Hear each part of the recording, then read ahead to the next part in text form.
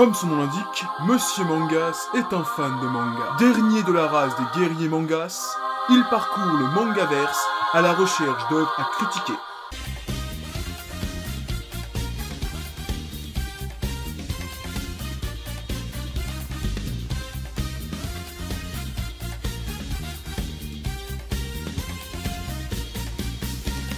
Monsieur Mangas, je vous présente votre clone.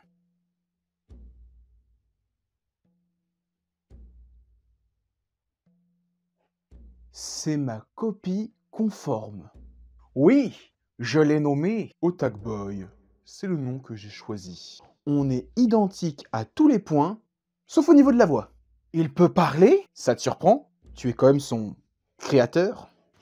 Mais j'ai juste créé un coquillage, une coquille sans âme. Un shell sans un ghost. Ça me rappelle un truc. Pas le temps de réfléchir, nous sommes sûrement en danger. Comment ça?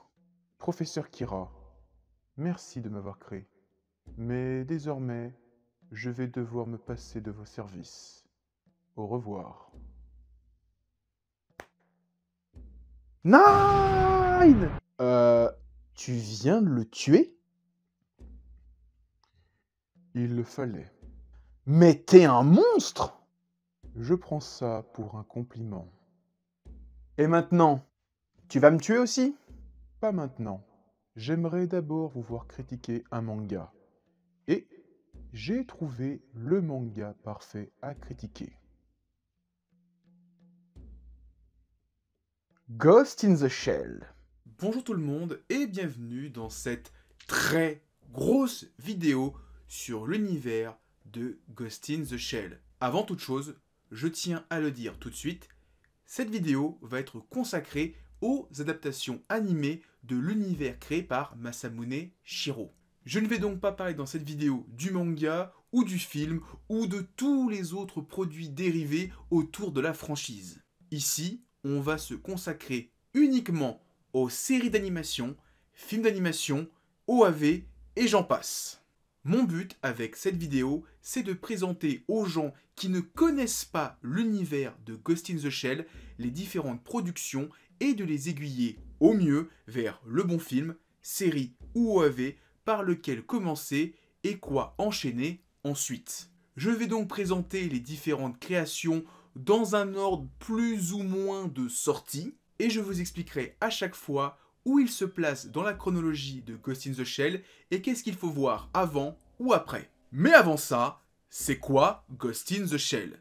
À l'origine, il s'agit d'un manga de Masamune Shirow, mangaka connu pour Ghost in the Shell, mais aussi pour Appleseed, que je ne connais pas plus que ça. Dans ce manga, nous sommes dans un futur cyberpunk, en l'an 2030, et nous suivons les histoires de la section 9, et plus exactement du major Motoko Kusanagi, une femme totalement cybernétisée. La section 9 est une agence du gouvernement qui traite d'affaires de terrorisme et de cybercriminalité. Je n'en dis pas plus car on aura l'occasion de reparler du personnage, des différents membres et des intrigues à travers plus de 25 ans de production autour de Ghost in the Shell. Mais avant de vraiment rentrer dans le vif du sujet, j'ai encore deux petites choses à dire. Tout d'abord, j'ai dit que Ghost in the Shell est une œuvre cyberpunk. Pour ceux qui ne savent pas ce que c'est, je vais essayer de très rapidement définir le cyberpunk. C'est un sous-genre de la science-fiction, aux côtés du steampunk, du biopunk, du post-apo, etc. Dans ce genre, la science robotique, et plus exactement la cybernétique, est devenue très importante. On a donc souvent des personnages en partie ou totalement robotisés. Le second et dernier point que je veux aborder avant de parler des œuvres, c'est le studio d'animation. J'ai dit qu'on allait parler de films, de séries ou d'OAV, et donc forcément derrière, il y a des studios. Enfin, il y a un studio, Production IG. À l'origine, c'est un studio de production de films et de séries sous le label de IG Tatsunoko. Il va devenir Production IG en 93. C'est un studio qui est derrière la séquence animée du film Kill Bill, du film Jinro, et plus récemment, on leur doit Psycho Pass, Kuroko's Basket ou encore IQ. En plus, ce studio a aussi comme filiale le tout petit White Studio à qui l'on doit l'attaque des Titans. Voilà, j'ai posé les deux grosses couilles sur la table, maintenant on va parler de Ghost in the Shell. On commence avec la première production autour de la licence, un film sorti en 1995, réalisé par Mamoru Oshii. Résumé, l'histoire se déroule en 2029, dans un monde futuriste et dystopique. Le major Motoko Kusanagi et son collègue Batu, deux cyborgs, travaillent pour la section 9 de Newport City au Japon. Au cours d'une de leurs enquêtes, ils sont chargés de capturer un pirate informatique connu sur le pseudo de Puppet Master. Comment expliquer à quel point j'aime ce film? J'adore les personnages, j'adore l'histoire, j'adore l'univers, j'adore la ville. J'ai lu le manga de Masamune Shirow qui a inspiré ce film. Il est bien, mais par moments il est vraiment très indigeste en termes de lecture. Et les thèmes et les termes qui sont abordés sont tellement complexes que par moments, j'ai l'impression qu'il faut un diplôme d'ingénieur ou un doctorat en informatique pour tout bien comprendre. Là où le film est plus simple et plus facile d'accès, selon moi.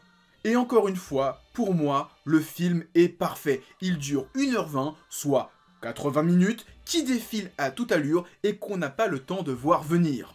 Non, vraiment, j'adore ce film. C'est pour moi l'un de mes films d'animation préférés. À chaque fois que je le revois, c'est une putain de claque et à chaque visionnage, j'ai l'impression de découvrir des nouvelles choses dans le film. Toutes les thématiques sur les robots et leurs ghosts qui sont une symbolique de leur âme et de leur individualité. Toutes les questions que se posent les personnages principaux, Motoko et Batu, et surtout Motoko, sur le ghost, car ils sont des cyborgs, et hormis leur cerveau, ils n'ont plus rien d'humain. Et c'est surtout le cas pour Motoko. À côté de ça, on a l'enquête sur le Puppet Master, qui est cool et qui va aborder encore plus de questionnements pour nous, mais aussi aux personnages sur la nature du ghost, et donc encore une fois, sur l'âme et l'individualité. Le tout avec des bonnes scènes d'action qui font plaisir, je pense notamment à la grosse scène de baston dans la flotte qui succède au super plan dans un marché. J'ai aussi envie d'aborder le fait que le film est ultra astucieux sur les plans. On a pas mal de plans qui montrent l'univers, la ville de Newport City, avec un très long passage où Motoko est sur un bateau avec pour seul accompagnement la musique qui est sublime et qui sert un petit peu d'entracte au film. Et la musique, pour info, c'est du vieux japonais. Je vous le dis, si vous vous posiez la question, c'est du vieux japonais. Et pour l'univers de Newport City, le décor, Mamoru Oshii s'est inspiré d'Hong Kong, avec notamment ces grands bâtiments verticaux qui semblent se chevaucher. Ce film, c'est aussi l'un des premiers films à utiliser des effets numériques et des images de synthèse qui va devenir une des marques de fabrique pour le studio Production IG. Il y a plein d'effets d'hologrammes, de cartes 3D et surtout cet effet d'invisibilité que je trouve encore aujourd'hui incroyable. Pour ceux qui sont curieux, dans les bonus DVD et Blu-ray, il y a facile 1 heure de contenu bonus sur les procédés numériques, les différents logiciels utilisés et comment le numérique a commencé à rentrer dans la production des animés. C'est notamment dans ces bonus que j'ai appris que l'OST c'était du vieux japonais. Voilà, c'était une petite remarque pour vous inciter à voir ce film, l'acheter et découvrir qu'en plus du film, vous avez encore plein de bonus et ça c'est cool et un grand merci à All the Anime pour ça. Quelques années après le premier film, Production IG a remis le couvercle avec l'univers de Ghost in the Shell.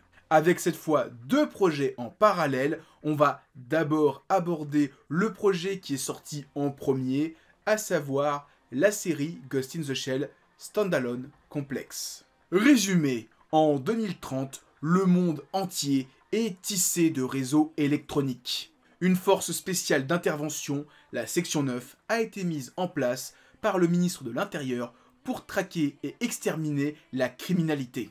La section 9 enquête sur les agissements d'un hacker appelé le Rieur. Comme je le disais, cette série a été produite en parallèle d'un autre projet dont on va parler juste après, à savoir un film. Le projet ayant été créé, comme je l'ai dit, en parallèle, on a 2 équipes totalement différentes qui ont bossé dessus. Pour cette série, on a une équipe plus jeune, un petit peu la nouvelle garde de production IG, avec Kenji Kamiyama à la réalisation. Vous pouvez regarder cette série après le premier film, et même après le deuxième film, car il s'agit d'une seconde porte d'entrée dans l'univers de Ghost in the Shell. Si on suit les dates des univers de Ghost in the Shell, cette série se passe après le film.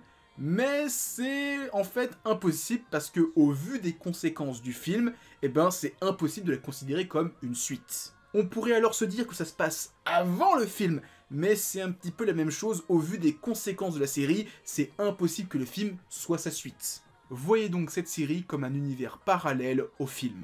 On va donc maintenant parler de la série et, sans surprise, dans cette adaptation, on retrouve la section 9 au grand complet, chose qui était absente du film de 95.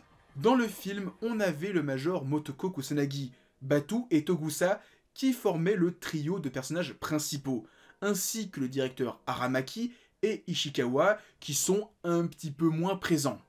Et si on regarde bien, il y a un petit caméo de Saito. Saito, donne l'ordre à tes hommes de déconnecter les voitures garées devant l'immeuble. Ça s'explique par le fait que le film dure 1h30, et tu ne peux pas montrer autant de personnages qui ne servent à rien dans un film. Mais ici, comme on est dans une série de 26 épisodes de 24 minutes, on a le temps de montrer des personnages, et donc Borma, Paz et, on va dire, Saito font leur apparition pour compléter la section 9. J'aime beaucoup cette série, car elle renoue avec une chose absente du film de 95, l'humour. Le film se voulant une enquête policière cyberpunk très sombre, on ne pouvait pas briser la cohérence du film avec des moments humoristiques. Mais ici, on est sur une série, donc on peut avoir un épisode qui est un peu plus comique, même si c'est relativement récurrent dans toute la série. Et c'est surtout le cas avec les Tachikoma, qui sont le gros ressort humoristique de la série, ainsi que la grosse présence CGI de la série, qui est en plus de ça réussi. La série renoue aussi avec une autre chose absente du film, la sexualité du Major Kusanagi. Dans le film, on avait des scènes où elle était à moitié à poil, ou encore quand elle se déshabille devant Batu, et c'était tout. Ici, elle joue un petit peu plus de ses charmes, et il y a même un passage où on découvre l'orientation sexuelle du Major, une chose présente dans le manga de Masamune Shirow. Une dernière petite chose à dire sur la série avant de passer à la suite. La série est composée de deux types d'épisodes, les standalone et les complexes. Les standalone, comme leur nom l'indique, sont des épisodes standalone, qui racontent une histoire unique. Une enquête qui se termine à la fin des 20 minutes de l'épisode. L'occasion pour raconter des choses sur un personnage en particulier. On a quelques épisodes sur le passé de Ranger de Batu, le passé d'Aramaki, et j'en passe. Les complexes, eux, forment une grosse enquête s'étalant sur plusieurs épisodes autour d'un même criminel à arrêter, le Rieur. Il y a des épisodes complexes qui se suivent, comme par exemple les 3 premiers qui forment une grosse première enquête sur le Rieur, nous permettant de l'introduire, et d'autres épisodes qui apportent quelques indices sur l'identité du criminel pour nous, spectateurs, avant d'avoir un méga final sur l'enquête du Rieur qui vient conclure la série. Maintenant, on va parler de l'autre projet qui a été réalisé en parallèle de la série Ghost in the Shell Standalone Complex. Il s'agit, comme je l'ai dit plus tôt, d'un film qui est la suite du film de 95. Mamoru Oshii revient avec son équipe pour ce second film intitulé au Japon Innocence. Mais comme le reste du monde, et surtout les Américains, sont ultra cons, le film a été intitulé à l'étranger Ghost in the Shell 2 Innocence. Résumé, Batu est un cyborg vivant. Son corps entier a été fabriqué par l'homme. Seul lui reste des brides de son cerveau et le souvenir d'une femme. Alors, j'aime pas ce film. Comprenez-moi bien, le film est pas foncièrement mauvais. Le scénario est sympa, la DA est bonne, pareil pour la réalisation. Mais il y a plein de choses qui font que je rentre moins dans cette histoire que celle du premier film ou bien de la série. Pour moi, le premier truc qui tâche, c'est que déjà, au vu des conséquences du premier film, on ne suit plus le personnage de Motoko, mais Batu. J'aime beaucoup ce personnage, mais j'avoue que la voir en tant que personnage principal qu'on va suivre pendant 1h30, eh ben, ça me fait pas rêver. En personnage secondaire qui accompagne le héros, pas de souci. Un épisode de Standalone Complex sur lui, pareil. Surtout que dans la série, il a des super épisodes. Mais, en tant que protagoniste d'un film d'1h30, ben, non. Autre chose, là où je trouvais le premier film linéaire et agréable à suivre, eh ben, j'ai beaucoup plus de mal à suivre celui-ci qui est un peu plus labyrinthique et obscur. Ça se sent que Mamoru Oshii a essayé de puiser plus dans un Philip K. Dick que dans du Masamune Shirow. On a un univers encore plus cyberpunk, encore plus poisseux, et des fois à la limite du film d'horreur. Il y a des passages bien flippants, comme le passage où un cyborg ouvre son visage façon Predator. Il y a aussi un petit côté évangélion avec pas mal de citations bibliques qui reviennent dans le film. Je pense au passage où on parle du golem, qui est un passage qui fait aussi revenir quelque chose qui avait beaucoup d'importance dans le précédent film, le code 2501. Enfin, pour moi, un truc qui ne me fait quasiment pas apprécier le film aujourd'hui, c'est l'utilisation du numérique, encore plus présent dans ce film que dans le précédent, qui a très mal vieilli. Je remets le film dans son contexte. Il est sorti en 2004, c'est-à-dire il y a 15 ans. À l'époque, c'était une véritable révolution technique. Mais ça n'a pas forcément permis au film de traverser les âges. Aujourd'hui, il y a plein de plans en 3D qui sont dégueulasses. Contrairement au premier film qui, lui, aujourd'hui encore, est parfait de bout en bout. Maintenant qu'on a fait un petit crochet sur le film de 2004, on retourne dans l'univers de Ghost in the Shell Standalone Complex avec la saison 2 qui est sortie la même année que Innocence. J'aurais pu en parler juste après la première saison, mais je voulais faire une petite pause salée. Comme vous vous en doutez, cette série est la suite de la série Ghost in the Shell Standalone Complex. Résumé, nous sommes quelque temps après l'affaire du Rieur. La section 9 commence tout juste à être reconstruite et va enquêter sur un nouveau cas complexe, l'affaire des 11 individuels. Comme pour la saison 1, cette série comporte différents types d'épisodes. Et cette fois, pour être un peu plus casse-pied, il n'y aura pas d'épisodes complexes et standalone, mais 3 types d'épisodes avec une nouvelle nomination. Les individuals, qui sont l'équivalent des standalone, les individuals, qui sont l'équivalent des complexes, et donc cette fois, au lieu de se centrer sur le rieur, on se focalise sur les 11 individuels. Et on rajoute à ça les épisodes duals qui reviennent sur le personnage de Goda. Je vous ai présenté les 3 types d'épisodes, mais en fait c'est un peu plus compliqué, car la frontière entre les 3 catégories d'épisodes est beaucoup moins distincte dans cette série que pour la première. Dans cette dernière, on avait vraiment une démarcation franche entre un épisode standalone et l'affaire du rieur. Dans cette saison, on a des épisodes individuels et des épisodes individuels avec Goda qui est aussi là, et pourtant c'est pas des épisodes duals. Et là où les épisodes standalone de la première série étaient vraiment des standalone qui n'avaient pour la plupart pas de conséquences sur la suite, dans cette saison, il arrive qu'un épisode individuel est suivi par un individuel et dont les conséquences du premier épisode se répercutent sur le suivant. Ce qui fait que pour bien comprendre un épisode individuel centré sur les grands méchants, tu dois quand même te taper un épisode individuel qui est censé être standalone. Faut le savoir, si vous voulez juste vous taper les épisodes individuels juste pour voir l'enquête principale, eh ben, vous risquez de pas tout comprendre. Une chose que j'apprécie énormément avec cette seconde saison par rapport à la première, ce sont les thèmes abordés. Dans la première saison, on était sur une affaire similaire au Puppet Master, avec l'histoire d'un hacker qui remue la merde dans le milieu politique. Ici, on est sur une affaire qui traite toujours de la politique, mais il y a un gros sujet de la place des migrants dans la société et des sous-intrigues de bataille d'influence entre les différents services du gouvernement. Une autre chose qui fait que j'apprécie beaucoup plus cette saison par rapport à la première, c'est que c'est une suite.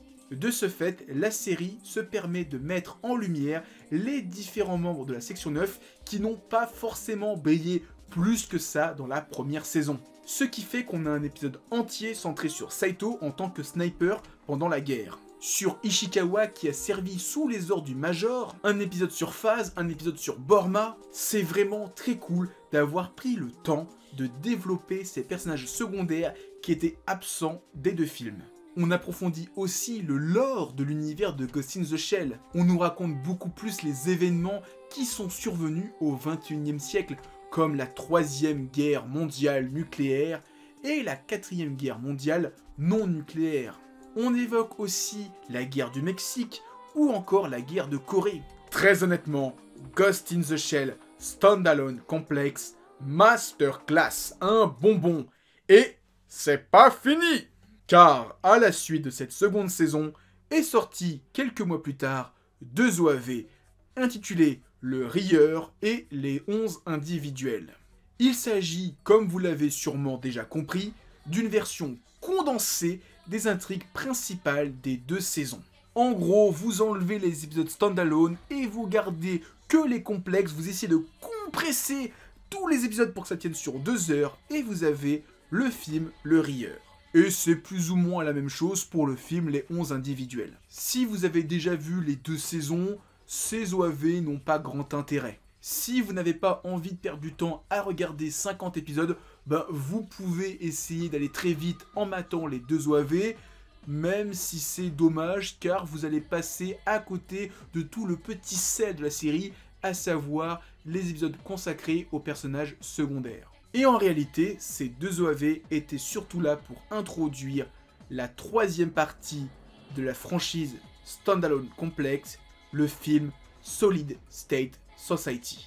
Résumé, 2034, cela fait 2 ans que Motoko Kusanagi a quitté la section 9. Togusa est maintenant le nouveau leader d'une équipe dont le nombre a considérablement été revu à la hausse. Cette nouvelle section 9 affronte à présent une série d'événements complexes et leur enquête révèle l'implication d'un hacker de classe archimage, nommé le marionnettiste. Ce film est intéressant car il rappelle un petit peu le film Innocent, avec le fait qu'on ne suive plus Motoko pendant une bonne partie du film. Cette fois, on met en lumière Togusa, le bleu de l'équipe. Et très honnêtement, j'apprécie beaucoup plus ce film que le film Innocent. Peut-être parce que j'ai appris à apprécier les différents membres de la section 9 avec les 2 saisons et qu'on poursuit les relations qui ont été établies après 50 épisodes. Il y a aussi le fait qu'on n'est pas auto-centré sur le personnage de Batou et son chien pendant 1h30. Mais que les autres membres de la section 9 ont aussi leur petit moment de gloire. Mention spéciale à Saito et son duel de sniper qui est incroyable. J'aime beaucoup ce film et il fait une parfaite conclusion à toute la licence Standalone Complex. Et oui, je dis film, mais il s'agit en réalité d'un OAV qui n'est jamais sorti au cinéma, mais uniquement à la télévision, puis ensuite en DVD et Blu-ray. 2 ans après Ghost in the Shell Standalone Complex Solid State Society, ce nom est beaucoup trop long, quelque chose sorti de nulle part est apparu en 2008, Ghost in the Shell 2.0. C'est le genre de titre qui doit pas mal perturber les non-initiés à la licence.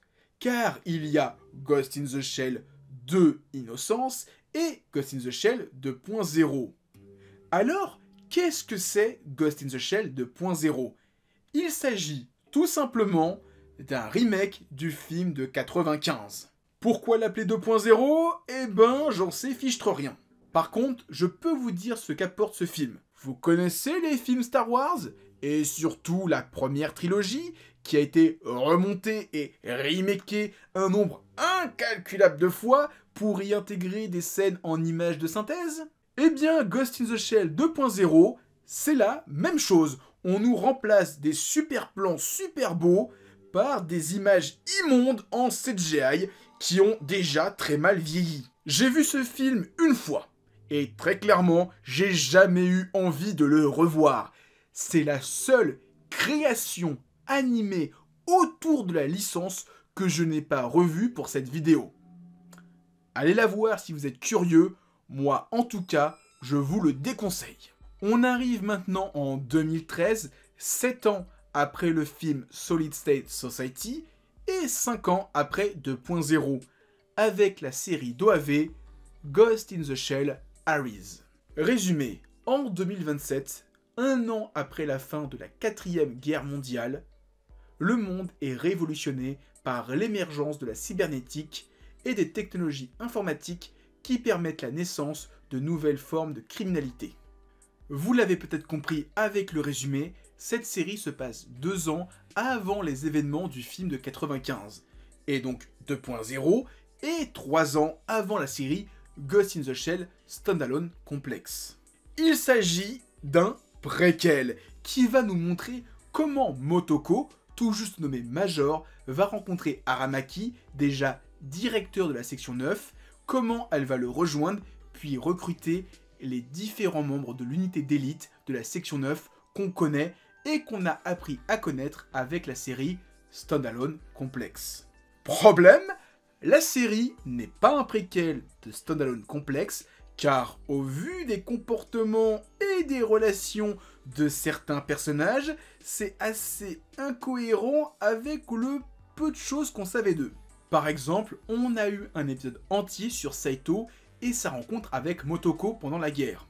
Je ne pense pas qu'il s'agisse du même Saito. Pareil pour Ishikawa qui semble vénérer Motoko pendant la guerre du Mexique, il l'appelle même Major, là où dans Ares, elle n'est pas encore Major, et en plus de ça, Ishikawa l'insulte de Guionon H24, et tout simplement le personnage de Motoko qui a une origin story différente. Mais ça, c'est une constante, et je trouve ça très bien que chaque série Ghost in the Shell raconte une autre origine autour du Major à la façon d'un James Bond. Voilà, c'est du chipotage, et en soi, la série est sympathique, et nous montre comment Motoko, qui était pas forcément hyper copine avec Aramaki, l'a rejoint et a formé son groupe d'élite. Certains personnages pas forcément ultra mis en lumière dans la série Standalone Complex, comme Paz et Borma, brillent un peu plus dans cette série. En plus de ça, Ares, c'est une série d'OAV qui passe très facilement. Du fait que un OAV est égal à 1 heure est égal à une grosse enquête, si vous voulez, vous matez juste un OAV, une enquête, et vous passez quand vous voulez à l'enquête suivante. Si vous voulez un format plus épisodique, plus classique, vous avez la série alternative qui est les OAV découpés en 2 épisodes de 25 minutes au lieu d'un OAV de 50 minutes. Et bien que chaque OAV soit une histoire complète, je vous conseille de les voir dans l'ordre. Ça paraît logique, mais il y a quand même un fil conducteur. Par exemple, les différents membres de la section 9 n'arrivent pas tous en même temps, ce qui fait que si vous commencez par l'épisode 3, vous allez avoir l'arrivée de Togusa, et si vous regardez ceux qui étaient avant, vous allez voir Togusa flic, ce qui va être un petit peu perturbant. Et en parlant de perturbant, je vais finir par le seul vrai défaut de cette série, c'est le chara-design. Je sais pas comment l'expliquer, mais je suis pas très fan.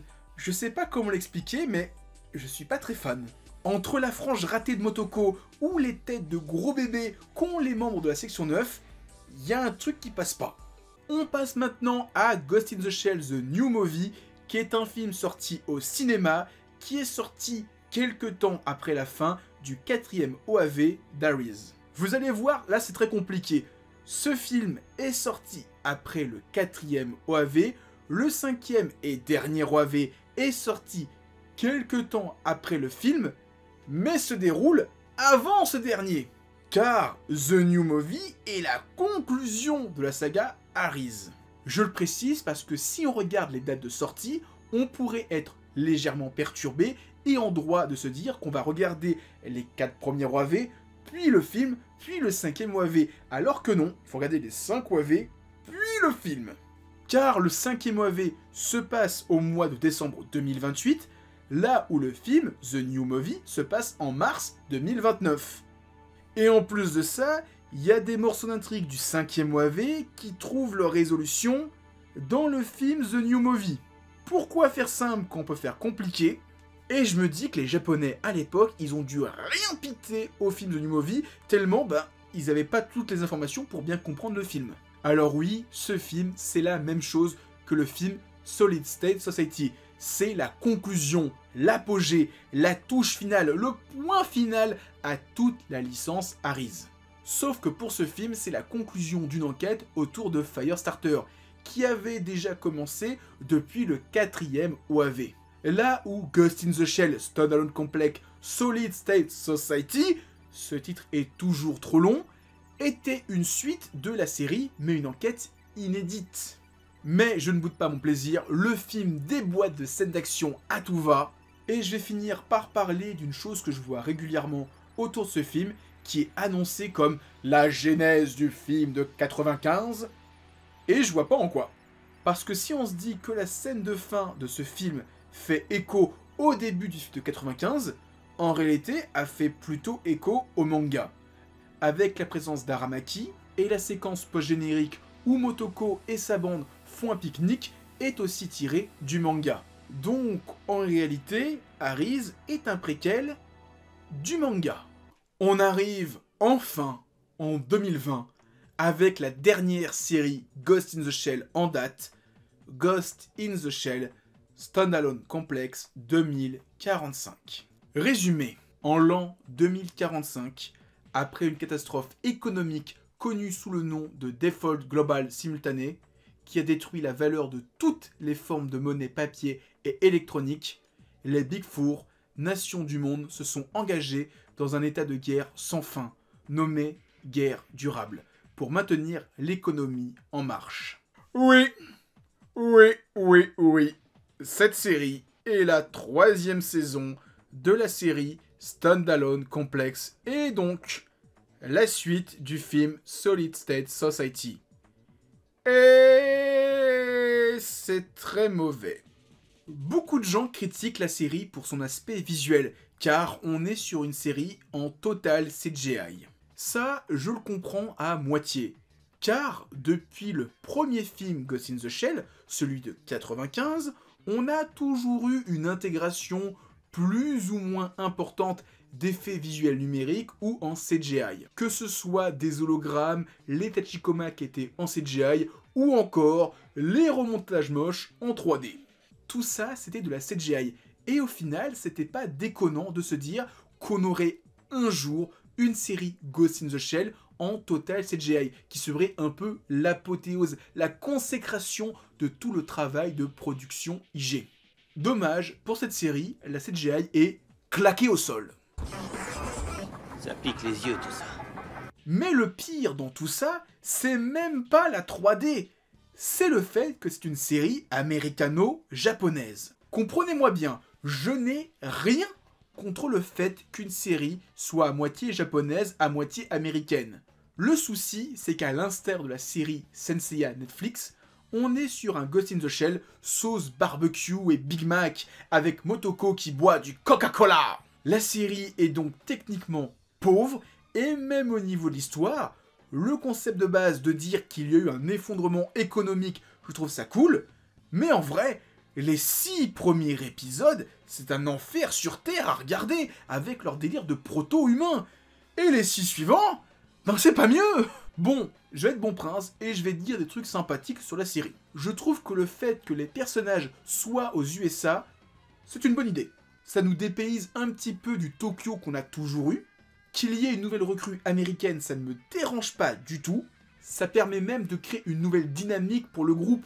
Et je préfère ce perso à la pétasse aux cheveux roses, fanboy de Batou qu'on a eu ensuite. Alors je suis obligé d'en reparler, mais en vrai, le vrai gros problème de cette série, c'est que c'est chiant. L'histoire des post-humains où l'équipe va être embrigadée par les Américains pour faire une mission top secrète, c'est chiant. L'un des rares épisodes, et en vrai c'est le seul épisode que j'ai pris plaisir à regarder, c'est l'épisode où Batou est à la banque et assiste à un braquage. C'est un épisode qu'on pourrait qualifier de standalone et qui est super bien, il y a une histoire hyper intéressante. Et ça m'amène à parler d'une autre chose que je n'ai pas aimée avec cette suite, ils ont enlevé l'un des charmes de la série Standalone Complex, le fait qu'il y ait plusieurs types d'épisodes, que ce soit dans le titre ou l'épisode en lui-même. Enfin, tant que j'y suis à parler de Batuu, il y a une dernière chose que je ne peux pas laisser passer, c'est la VF. J'apprécie énormément la VF de Ghost in the Shell. Sur les différentes productions, on a eu un énorme turnover des comédiens de doublage des personnages les plus importants. Par exemple, Motoko a eu une doubleuse par film, sachant que pour le film de 95, c'était Tanya Torrance, alias la voix de Ellen Ripley de Alien. Pour le reste, à savoir la série Standalone Complex et les OAV Aries, c'est Hélène Bizot, qui est la voix de Naomi Watts, de Rachel Taylor et de Kerames dans The Witcher 3. Aramaki a eu plusieurs voix, la plus marquante c'est celle de Standalone Complex et de Aries, Frédéric Serdal, la voix de Michael Caine, alias Alfred dans la trilogie Batman de Nolan. Alors, je glisse ça comme ça, mais je trouve que Michael Caine ferait un parfait Aramaki non japonais. Yann Pichon, la voix de Togusa pour la série Standalone Complex, revient pour cette suite, alors que pour la saga Aries, il y a une autre voix, pour les films c'est pareil, c'était compliqué. Enfin, on en vient à Batuu. C'était la seule voix qui n'a jamais changé. Dans le film de 95, Innocent, la série Standalone Complex, Aries, c'était Daniel Beretta, la voix de Arnold Schwarzenegger. T'as fini de t'amuser, ça y est? La culasse et le canon sont complètement foutus. Voilà ce qui arrive quand on met des balles high speed dans un truc pareil, eh oui. Et pour cette série, on l'a remplacé par Philippe Catoir, la voix de Tywin Lannister.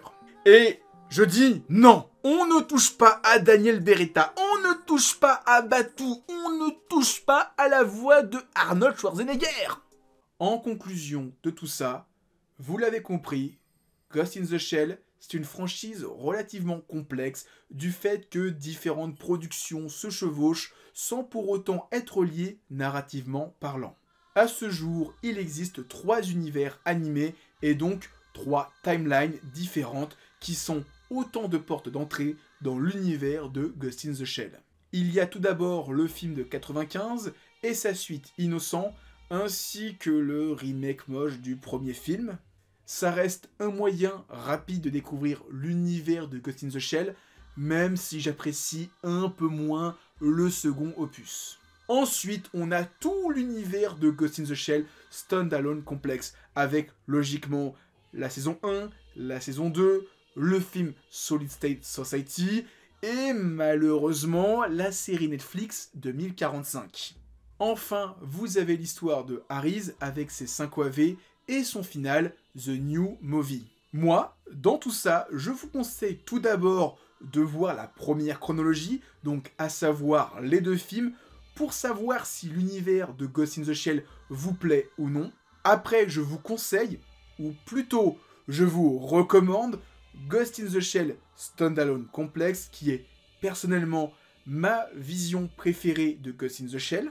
De plus, dans cette série, il y a pour moi ma Motoko préférée, qui, grâce au fait d'avoir beaucoup plus de temps de développement, est beaucoup plus intéressante. Mais c'est aussi la Motoko qui, en un sens, se rapproche le plus du manga de Masamune Shirow. Elle est tour à tour une chef d'équipe, une femme fatale, une combattante bien badass et une experte en hacking. En dernier, je vous conseille de voir Aries, de par le fait que ce soit un préquel qui nécessite quand même d'avoir certaines connaissances de l'univers pour l'apprécier pleinement. C'est comme l'univers de Star Wars. Personne ne doit découvrir l'univers de Star Wars à travers la prélogie. Ça n'a aucun intérêt. Donc voilà, vous l'avez compris, allez voir le film de 95, mais surtout, allez voir la série Standalone Complex, elle vaut le détour. Impressionnant, ce pouvoir de la critique. Merci. Tu penses sérieusement t'enfuir? Non, c'est pas ça, c'est juste que tu sais, je viens de me rappeler que j'avais un rendez-vous chez le dentiste. Et en plus de ça, je crois que j'ai laissé du beurre sur le feu, donc faut vraiment que j'y aille. Hé, regarde derrière toi! C'est inutile. Oh putain, tu cognes fort! Merci, je prends ça pour un compliment. Mais j'ai plus d'un tour dans mon sac. Moi aussi. Ah non!